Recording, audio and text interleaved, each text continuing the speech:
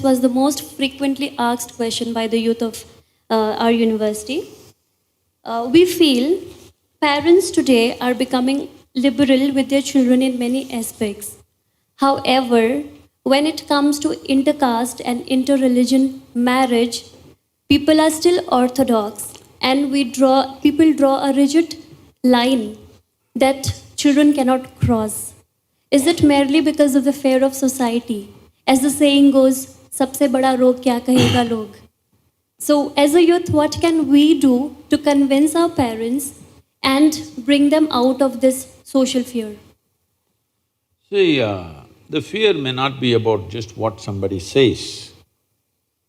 We must understand the caste system for what it is.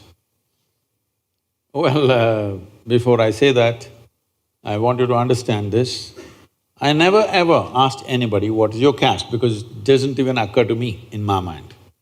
So I'm against intercaste marriages because somebody will take this one sentence and make me into trouble, but I keep doing this always because it's by intent. I am against intercaste marriages because, first of all, why the hell do you identify with the caste and then try to do inter?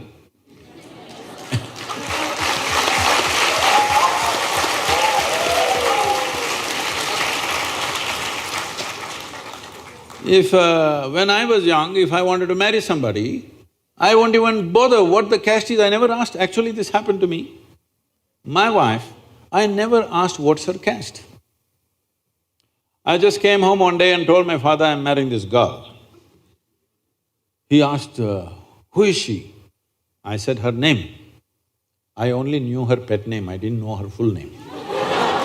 Because that's what I called her. Then he asked, who is her father? I said, I don't know. He said, what?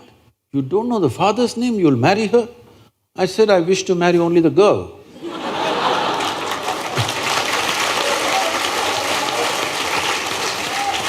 I don't wish to marry her father, nor his property, nor his kanda, nor anything, I'm just marrying the girl. So what caste are they? I said, I don't know. What, you don't know their caste? I said, I don't know.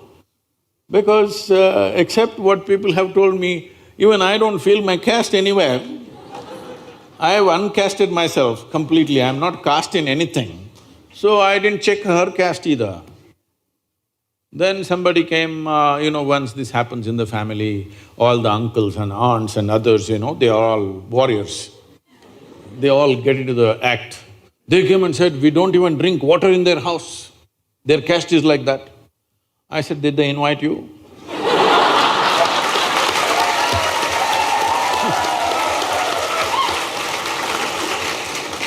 They have not invited you to come home. Only after they invite you, whether you want to drink coffee or whatever, we will see. Right now they have not invited you, nor am I planning to take you to their house, nor am I planning to go to their house. I'm just marrying the girl. They couldn't believe it. I said, why, how can we do this? Our families can't sit together, they're caste. I said, I never said I'm inviting you to my wedding either. So, I just declared to my wife, I said, you're my wife, that's it. She said, this is all no witness, no arrangement, no garland. I said, see, no bloody witness can ever hold me to anything. When I say something, that's it. I will not go back on it. I said, I'm married to you, this is it. So I just came and announced to everybody, I'm married. They said, when, where, how? That's not your business. This is my wife, then that's it. So I'm saying, first of all, why do you caste yourself and then why do you intercaste yourself? Not necessary. But there is a social situation, that is, in this country, why this caste system stuck on like this is, this was the only means of transmitting skills. Suppose your father is a goldsmith. Now he will marry you only to your goldsmith, another goldsmith, because right from your childhood you have helped the goldsmith carrying this and that, you know how to handle it. Suppose he suddenly marries you to your blacksmith, you will feel lost in that house and you know nothing about it. Because knowledge was transmitted only through the family tree. Today, we don't know what his father is, but now he's become an engineer. We don't know what your parents are, now you're becoming a bio thing, because we have institutions which transmit knowledge.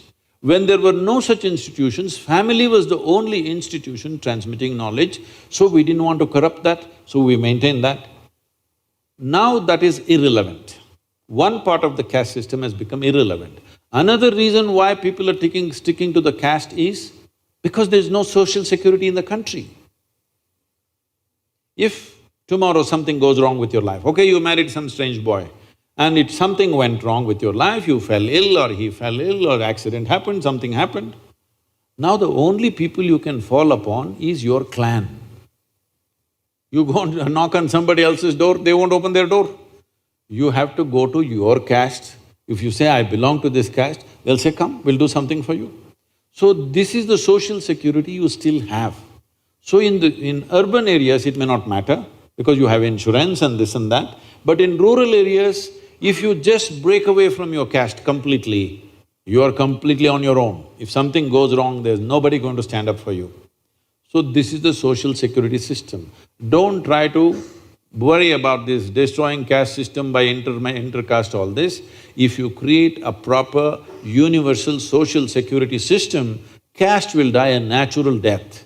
Nobody has to kill it, it will just go.